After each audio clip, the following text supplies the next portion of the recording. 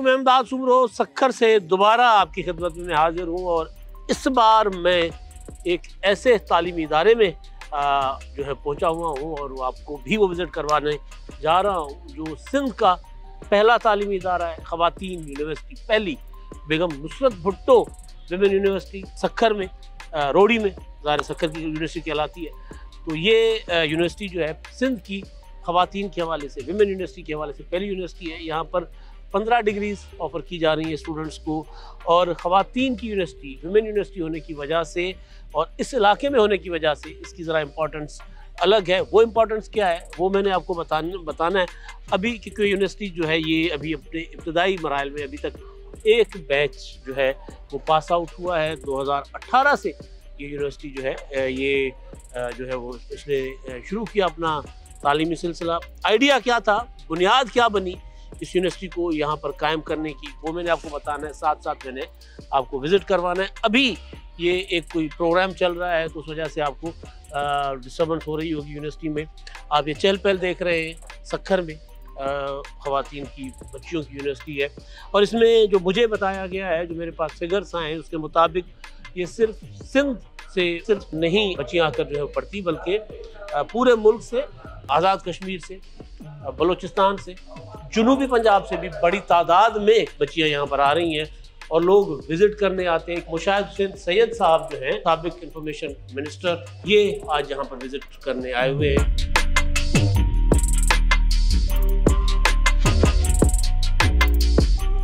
कैसा आपको एक्सपीरियंस है इन इदारों का? हम बात करते हैं इस्लामाबाद की, हम बात करते हैं लाहौर की या कराची की या पेशावर कोयटा की, लेकिन सक्खर में जो मैं देखा, जान है, नौजवानों में करंट है। He has changed the educational socio economic landscape of Sukkur. इधर इदारे बन गए हैं और वो इदारे जिनमें अवाम को फायदा हो।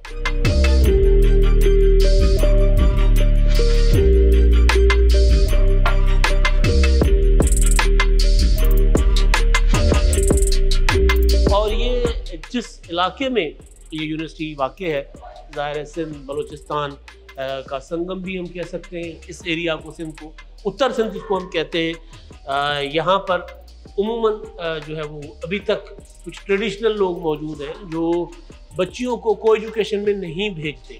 जो बुनियादी आइडिया था वो यही था कि बच्चियाँ जो हैं वो अपना उनको तालीम का तो हक़ है ना, लेकिन उनकी फैमिलीज़ नहीं जो है वो उनको इजाज़त देती थी कि वो जामिया कराची जाएँ, यूनिवर्सिटी ऑफ सिंध जाएँ, जहाँ पर कोई एजुकेशन होती है। फिर हॉस्टल में बच्चियाँ रहें, ये इजाज़त नहीं दी जाती थी। तो लिहाजा यूसुफ रज़ा गिलानी साहब जो वज़ीर आज़म थे 2009 में, सैयद खुर्शीद शाह साहब उनको यहाँ पर लेकर आए थे। उन्होंने ऐलान किया था कि यूनिवर्सिटी बनेगी।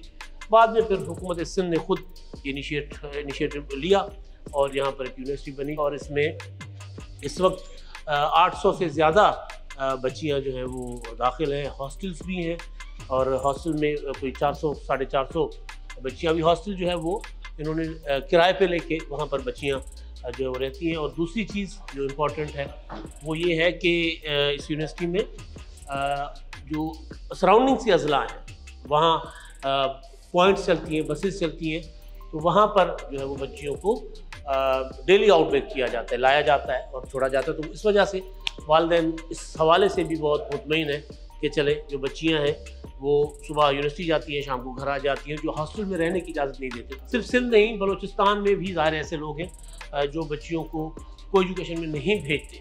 उनके लिए बड़ी अपॉर्चुनिटी है और इस वजह से ये यूनिवर्सिटी जो है वो तेज़ी के साथ कामयाब भी हो रही है। अभी मैं आपको ऊपर लेकर चलता हूँ और ऊपर चलकर मैं आपको दिखाता हूँ मुख्तलिफ डिपार्टमेंट्स और क्लासेस में भी जाएंगे। हम कोशिश करेंगे कि बच्चियों से बात भी करें। हमारी बदकिस्मती ये है कि हम 50% ख़वातीन की आबादी है हमारी, और उनको हमने मतलब कोई हमारी सोसाइटी की तरक्की में, मुआशरे की तरक्की में, घर की तरक्की में उनकी कोई कंट्रीब्यूशन नहीं होती, क्योंकि उनको अपॉर्चुनिटीज़ नहीं फराहम की जाती, मौके नहीं फराहम किए जाते।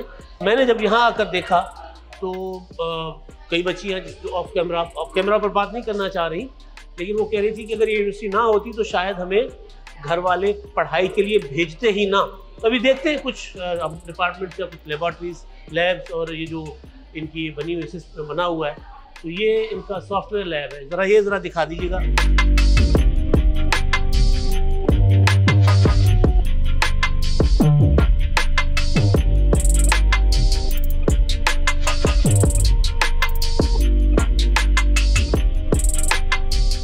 बेटा क्या नाम है आपका? विशाखा। विशाखा, कहाँ से आए हो? रोडी से। रोडी से। तो जब ये यूनिवर्सिटी यहाँ पर नहीं थी तो आपने क्या सोचा था, कहाँ जाओगे पढ़ने? सोचा तो नहीं था, बस अनफॉर्चुनेटली आसानी हो गई है पढ़ने में। आपकी बाकी जो सहेलियाँ जो क्लास में रोज आती हैं वो कहाँ से आती हैं, किन किन एरिया से आती हैं? शिकारपुर, खैरपुर और पीराकोट। आपको बताती तो वो बताती हैं आपको कि ये यूनिवर्सिटी उनके लिए कितनी बड़ी गनीमत है? हाँ, क्योंकि यहाँ पे कोई एजुकेशन नहीं है ना, तो सारों के लिए आसानी होगी। कोई एजुकेशन में नहीं जाना चाहती बच्चियाँ? हाँ, या घर वाले नहीं, परमिशन नहीं मिलती ना, उसी वजह से।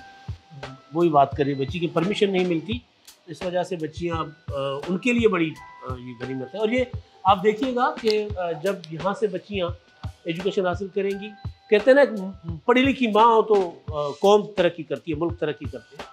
तो बेशक वो जॉब ना करे, लेकिन अगर वो पढ़ी लिखी होंगी तो कम से कम अपने घर में, घर के लिए एक बड़ा अच्छा किरदार अदा करेंगी, पढ़ी लिखी नस्ल देंगी मुल्क और कौम को, और फिर मुल्क तरक्की करेगा। आप देखेंगे कुछ अरसे के बाद इस इलाके की या जहाँ से बच्चियाँ यहाँ पढ़ने आती हैं, जहाँ जहाँ से उनकी तकदीर आप बदलते हुए देखोगे, तो ये एक बड़ा कमाल इनिशिएटिव है हुकूमत सिंध का, और उन्होंने इतनी बड़ी यहाँ पर यूनिवर्सिटी बनाई है। और सक्खर में मैं बार बार कह रहा हूँ, जहाँ जहाँ जा रहा हूँ तो मुझे लग रहा है कि सक्खर तेज़ी के साथ आगे बढ़ रहा है। इशूज़ हैं, मसाइल हैं, लेकिन कम से कम हेल्थ और एजुकेशन में तो सक्खर में जो इंफ्रास्ट्रक्चर है, जो इदारे बने हैं, वो कहीं और मैंने नहीं देखे। अभी आगे चलते, आगे कुछ देखते। अच्छा, मेरे साथ अब एक स्टूडेंट है, एक बच्ची हैं जो फिजियोथेरेपी में डॉक्टरेट कर रही हैं, डॉक्टर बन रही हैं, फिजियोथेरेपिस्ट बन रही हैं। उनसे मैंने बात करनी है, नाम वो खुद बताएंगी, मैंने छोटे छोटे सवाल करने। बेटा क्या नाम है आपका? अस्सलाम वालेकुम, मेरा नाम मिसबा बलोच है और मैं प्रियालो से बिलोंग करती हूँ, जो कि एक छोटा सा टाउन में, मैं वहीं से बिलोंग करती हूँ। और यहाँ बेगम नुसरत भुट्टो वुमेन यूनिवर्सिटी में डॉक्टर ऑफ फिजिकल थेरेपी में कर रही हूँ।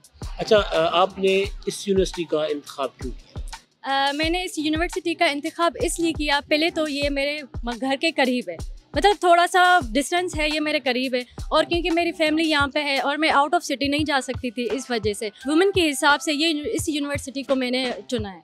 यानी अगर वुमेन यूनिवर्सिटी ना होती तो आप फिर उस तरह आपको घर वाले इजाज़त देते पढ़ने की? मेरे लिए ज़्यादा आसान है क्योंकि यहाँ पे सारे वुमेन्स हैं, सारे लड़कियाँ हैं।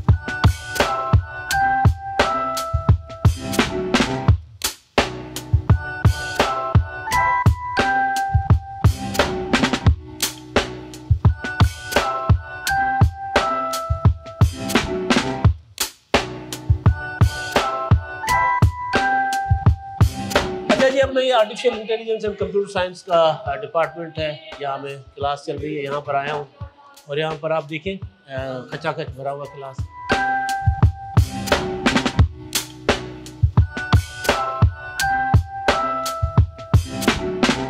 हमारे पास अल्हम्दुलिल्लाह अभी जो स्टूडेंट्स है वो 600 के करीब स्टूडेंट्स हैं, और हमारे पास 2 बैचेस एआई की चल रही हैं और 4 बैचेस जो हैं वो हमारे पास कंप्यूटर साइंस में चल रही हैं। बच्चों का कैसा एआई की तरफ? सर अभी जो रुझान हुआ है एआई की तरफ, क्योंकि आपको पता है चैट जीपीटी और ऐसी चीज़ें अब जो है वो नई से नई टेक्नोलॉजी इंट्रोड्यूस हो रही है, तो मैं देख रहा हूँ कि जो हमारे स्टूडेंट्स हैं वो ज़्यादा कीनली इंटरेस्टेड है इन फील्ड्स में। अभी जब हम इनका इंटरव्यूज़ लेते हैं, जब हम इनको इंटैक्ट करते हैं, उनसे पूछते हैं कि बेटा एआई क्यों चूज़ किया या आपने सीएस जो है वो क्यों चूज़ किया, कुछ स्टूडेंट्स तो स्ट्रेट फॉरवर्ड ये भी कह देते हैं कि हमारा पैशन है, हम उसमें जो है वो एक डिग्री करना चाहते हैं।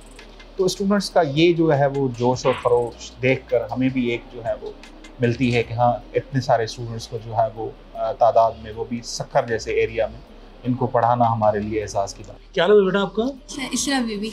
इसरा बीबी, कहाँ से आते हो? सर खैरपुर मीरज। खैरपुर मीरज से। कंप्यूटर साइंस में आप, तो आपको कंप्यूटर साइंस को क्यों आपने चूज़ किया? सर क्योंकि कंप्यूटर साइंस बहुत इंटरेस्टिंग फील्ड है और वो बहुत यूनिक फील्ड है, क्योंकि कंप्यूटर से रिलेटेड आप उसमें पढ़ते हो, उसमें बहुत सारी, उसके अंदर भी कंप्यूटर साइंस के बहुत सारी फील्ड्स हैं। तो कंप्यूटर साइंस के अंदर ना आप एंडलेस जो है ना नॉलेज गेन कर सकते हो, बहुत मतलब वो बाकी फील्ड से बहुत डिफरेंट है, तो इस वजह से। आपने इस यूनिवर्सिटी का इंतखाब क्यों किया? आप कराची भी जा सकते थे, आप जामशोरो भी जा सकते थे, ये यूनिवर्सिटी क्यों? सर बिकॉज वुमेन यूनिवर्सिटी है इसलिए। यस सर, ज़्यादा आप आसान समझते हो? ये ज़्यादा कंफर्टेबल है हमारे लिए और हमारे पेरेंट्स को भी यहाँ पे ज़्यादा कंफर्टेबल लगा इसलिए। अच्छा, बाकी एजुकेशन आपकी सारी खैरपुर से है? Yes sir. चलो थैंक यू बेटा, बहुत शुक्रिया।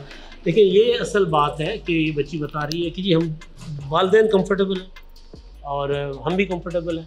तो कुछ एरियाज़ होते हैं जहाँ पर लोग को एजुकेशन नहीं देना चाहते बच्चियों को। मैं को एजुकेशन के बिल्कुल ख़िलाफ़ नहीं हूँ, को एजुकेशन होनी चाहिए, ज़्यादा बेहतर होता है। लेकिन अगर नहीं है तो कम से कम बच्चियों को तालीम जो है उसके जेवर से आरास्ता किया जाना चाहिए। तो ये यूनिवर्सिटी नई नस्ल तैयार कर रही है, बच्चियों को तालीम दे रही है। सखर और सखर नहीं है यहाँ पे, मैं आपको बताता हूँ, यहाँ पे कश्मीर कंदकोट, खैरपुर और काफ़ी सारे इलाके जो हैं इस सराउंडिंग के, जेकबाद है, शिकारपुर है, अपना गम्बट है, लाड़काना तक से बच्चियाँ आती हैं यहाँ पर पढ़ने।